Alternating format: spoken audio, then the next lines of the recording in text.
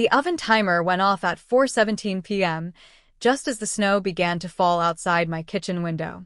I pulled out the last tray of roasted vegetables, wiped my hands on my apron, and checked the clock. 4:18. In exactly 11 hours and 42 minutes, I would be boarding a flight to Florida, first class, nonstop, to meet Victoria Chen, the CEO of Pinnacle Hospitality, for the most important business meeting of my life. This wasn't just a contract. It was a $2 million deal that would expand my catering company, Stellar Events, from regional to national. It would secure health insurance for my 50 employees. It would fund Maria's new home. It would send James's kids to better schools. It was the kind of opportunity that comes once in a lifetime. And tonight, my family wanted me to cook Christmas Eve dinner. My name is Lily Sullivan, 32, and this is the story of how I said no to being the invisible daughter and yes to becoming the woman my family never saw coming.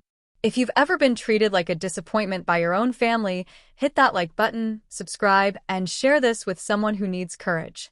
Let me know in the comments, have you ever had to choose between your family and your future?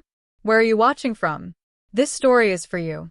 I grew up in Columbus, Ohio, in a 2-story colonial with white shutters and a red front door.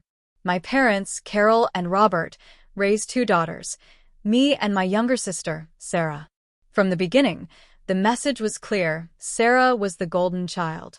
She got the new clothes, the private school, the renovated 3rd floor with a walk-in closet and a home office.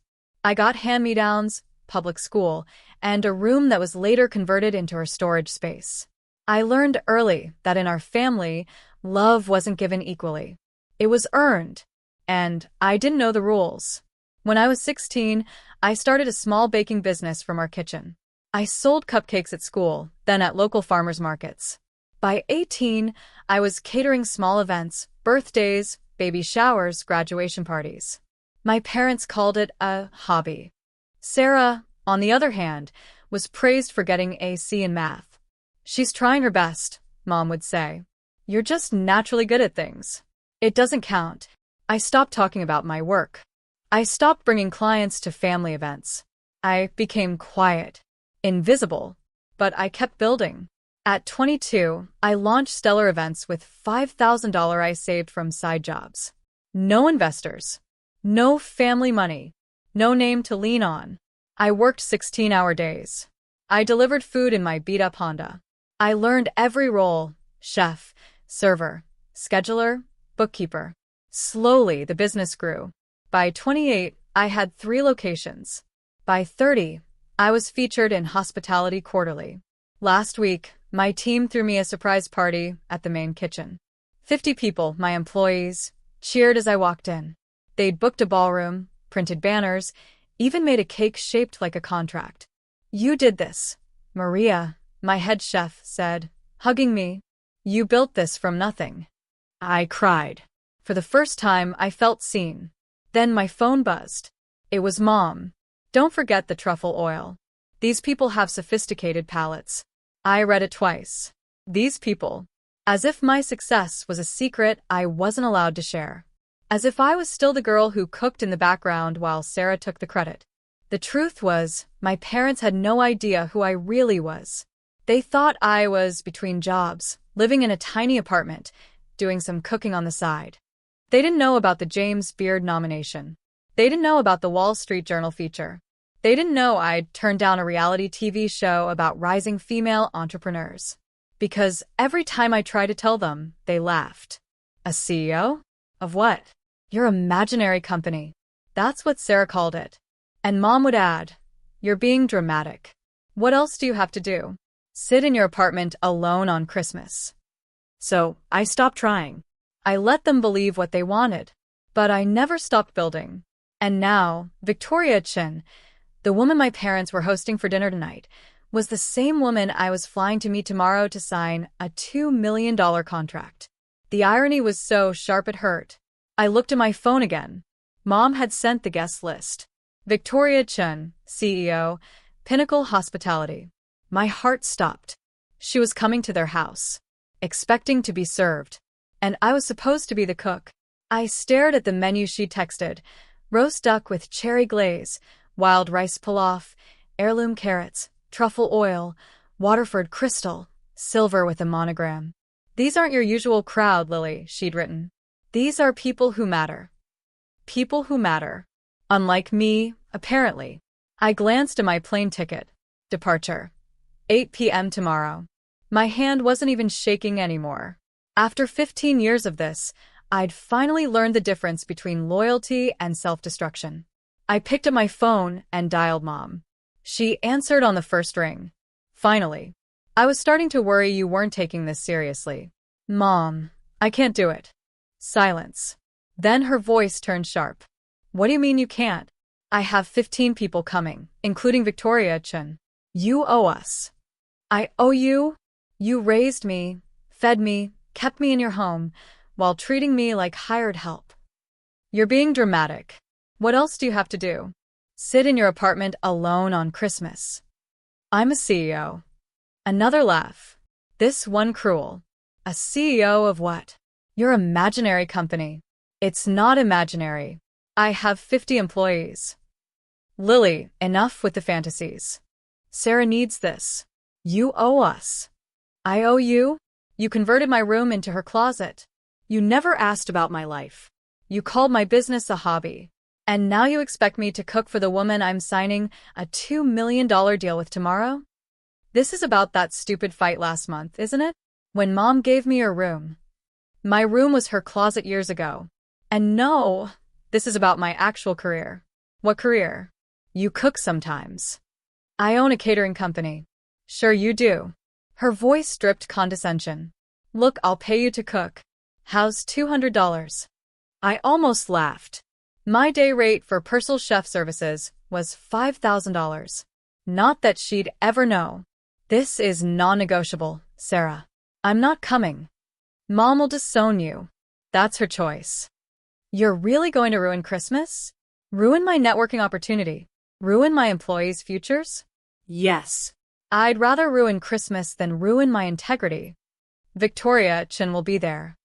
Then hire a caterer on Christmas Eve. Are you insane? No one's available. I walked to my kitchen counter where I'd left a notepad earlier. On it, I'd written 3 catering companies that handled last-minute emergencies, along with their 24-hour hotlines. It was more than they deserved, but I wasn't completely heartless. I left a note on my kitchen counter with the numbers. I'm not driving to Manhattan to get your stupid note. Then Google emergency catering services. You're being selfish. I'm being professional. My business requires me to travel. What business? She screamed. Stop pretending you're something you're not. The Uber notification popped up. Your driver will arrive in 2 hours. I have to go, Sarah. If you do this, you're dead to us. I'm already invisible to you. What's the difference? I hung up and turned off my phone completely. On the kitchen counter, I placed the note with the catering numbers in clear view. Next to it, I left a copy of my business card, the one with gold foil, my name in bold, and the tagline, Stellar Events, where vision meets flavor. I didn't expect them to read it. I didn't expect them to care. But I needed to know I'd done the right thing. I packed my suitcase, set my alarm, and went to bed. The next morning, December 26th, I stood in Pinnacle's boardroom, ready to present to Victoria and her team. The contract was on the table. The presentation was flawless. And everything was going perfectly until Victoria's assistant walked in with an iPad. Miss Chun, you need to see this. Victoria opened the screen. Her eyes widened.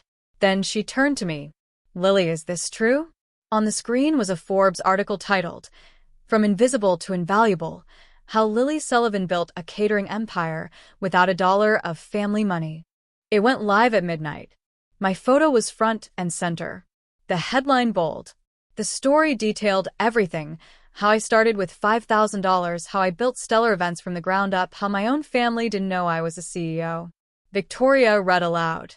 Sullivan, 32, built Stellar Events into a multi-million-dollar enterprise, deliberately avoiding any family connections or support. I wanted to prove that success doesn't require a famous last name or family money, she states. Victoria looked at me. Your family doesn't know. They didn't. But they will. Her assistant scrolled down. It says here you have an 8-month waiting list for peak season events. That's correct. Victoria stood up. I need to make a phone call. She stepped out of the room. We could see her through the glass, laughing, shaking her head, showing the article to someone on the other end. When she came back, her eyes were bright. I just called my network. They're all reading it. One of them is at your parents' house right now. My breath caught. Your mother is on the phone with my assistant, demanding to know who you are. She says she's never heard of stellar events. I smiled. She hasn't. She's calling all her friends, trying to explain. Everyone saw my post. Let her. Victoria extended her hand. Miss Sullivan, let's sign this contract. As I signed my name on the $2 million deal, my phone lit up with a text from my father. Your mother just fainted. What the hell is stellar events? The contract was signed. Champagne was poured. My phone exploded with notifications, congratulations, interview requests, partnership offers. Victoria became my biggest champion. She told everyone the story of the Christmas Eve disaster with barely concealed glee. Imagine, she'd say, having a golden goose in your house and treating it like a servant duck. 3 major contracts came from those introductions, worth $10 million combined. I hired 20 new employees, promoted Maria to executive chef, James to COO. During our expansion meeting, Maria said something that stuck with me. You know what I love most about this company? You built it for people who were overlooked. That night, I called my parents. My mom answered, voice shaky. Lily, I didn't know. You didn't ask. We thought you were happy. I am happy, but I'm also successful, and I deserve to be seen. Sarah says she's sorry. It's not her I need an apology from. A long silence. Then, can we come see the office? Only if you come as guests, not as judges. We will. I didn't forgive them overnight, but I stopped hiding. I started posting on social media. I spoke at women's conferences. I launched a mentorship program for young entrepreneurs from overlooked families. And every time I walked into a room, I carried my truth like armor. I was never the disappointment. I was the one who built something real, without permission, without praise, without a single word of belief from the people who should have said it first. If this story moved you, if you've ever been told you weren't enough, hit like, subscribe, and share. Let me know in the comments. Have you ever had to prove your worth to your own family? Where are you watching from? Thank you for listening. And remember, your value isn't measured by what your family thinks of you. It's measured by what you build in spite of them.